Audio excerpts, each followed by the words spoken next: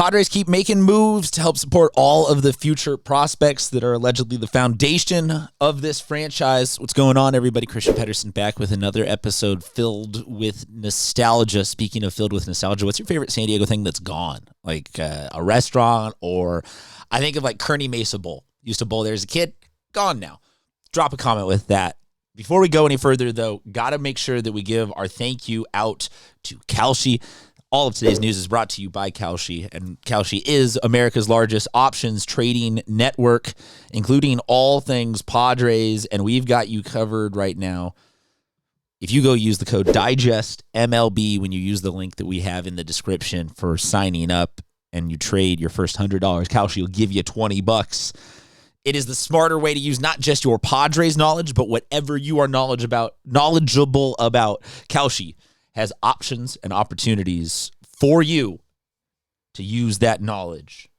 Use Digest MLB, though, when you're signing up. That's one of the other smart ways to play. Okay, I want to continue down the nostalgic streak of my previous video, which was talking about Bud Black and Will Myers being hired as the Padres announce the rest of the coaching staff.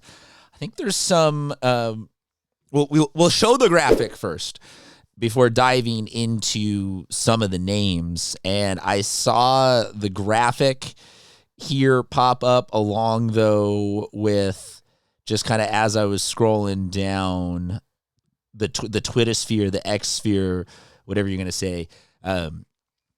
This one that got me going here of the tweet announcing that Yoman Bizardo, not necessarily the pro that I was diving after, but Ernesto Frieri back in the house amongst the players announced. So the Padres, I don't want to get too into the weeds because they did it. They announced everybody, like all of the coaching staffs for all of the layers, and I'm okay without.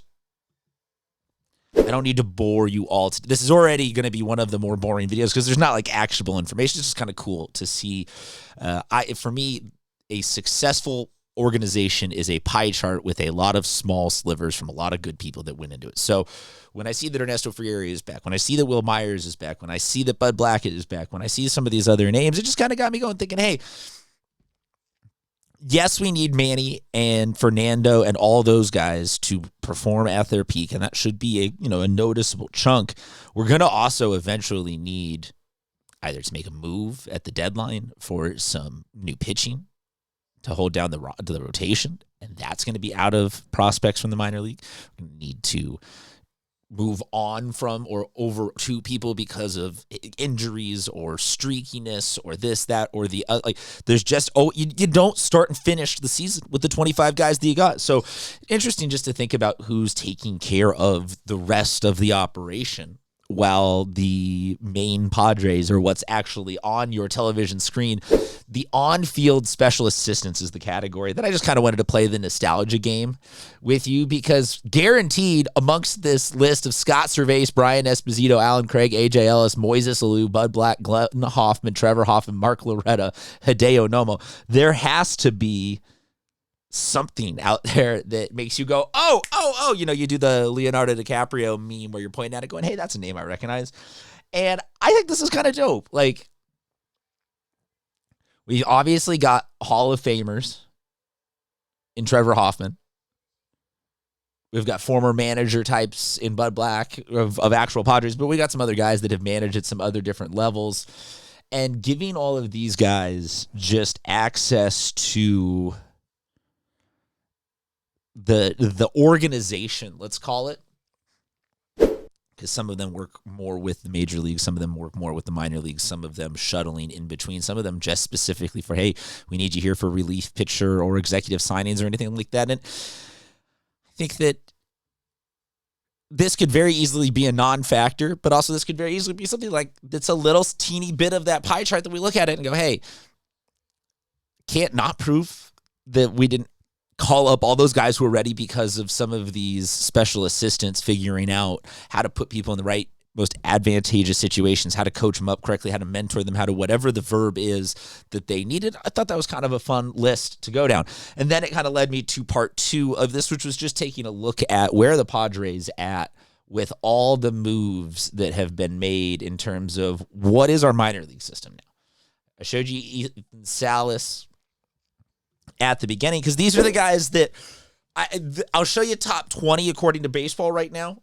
And these are the guys that I am allegedly talking about are going to be requiring or receiving the greatest amount of tutelage from amongst the players that I showed you on that initial list, or the personnel I showed you on that initial list, that we as Padres fans, I think, are all rooting for seeing some tangible improvements. Now, not everybody is MLB due here this season, but it's still, to me, quality talking points.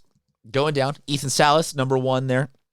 Catcher, he's going to be at AA projected this year, a 2027 guy. He's still only 19. Cruz Schoolcraft, the pitcher, is our top draft pick from this year most recently. He is 2029. Humberto Cruz, Cash Mayfield, Miguel Mendez, Bradley Rodriguez, all pitchers at 2 through 5.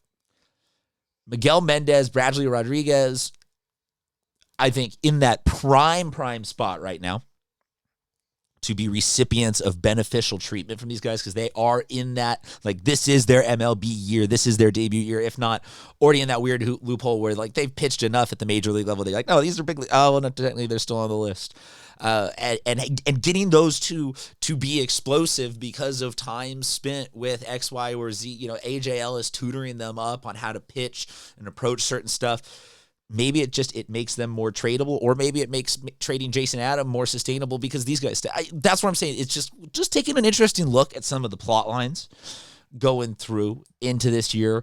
Jorge Quintana is the next position player that we got down there, shortstop, third baseman. He is a 2029. He is 18. So, Cale Fountain is the oldest of the position players on the board. He is 20. David Coronel, 18-year-old. The position side is much more of the long-term game for the Padres than the hitting side, or than the pitching side. The pitching side, yes, Cruz Schoolcraft is up there, but he is a good prospect and a good potential. It's hard throwing lefty, all that kind of stuff that you like to see at the top of the system. But there are some guys directly in the middle of those works there that, like I said, I think will be benefiting greatly from what's going on. Let me just show you now part 2 of the top 20 of the Padres prospects while I've got you here. Terso, hey man, if we could not, if you guys are out there telling me, hey, let's take a shot at Campy this year, let's talk ourselves into he didn't get a fair shake, I'm fine with talking ourselves into Terso didn't get a fair shake. So put him to me as the top of the hitting options that's in this sweet spot for some influence on me. He is old, he is 25, he's MLB ready. Like, it now is his time to shine, so why not have the best immediate support system available for him? Below that, we get into some of the more position players. Ty Harvey, a secondary catcher behind Ethan Salas, because you can never have enough. Ryan Weidman, Lamar King Jr., another catcher, first baseman. I'm glad to see that while there is one at the top, that if Ethan Salas is in trade, I know you didn't hear it from me, but we're not completely abandoning the catcher position, because I don't think that is solved at the major league level right now for the Padres. And then past this, you get back into some, a Garrett Hawkins, Francis Pena.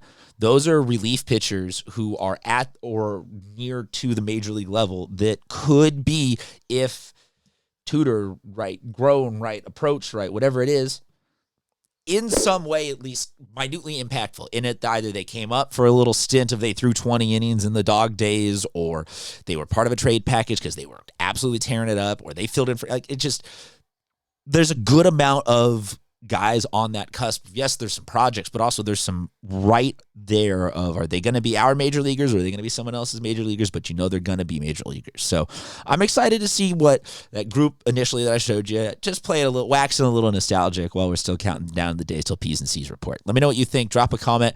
And as always, if you want to hit the subscribe button, never going to be mad at you for it. Whatever, you know what I'm trying to say. Talk to you guys next time.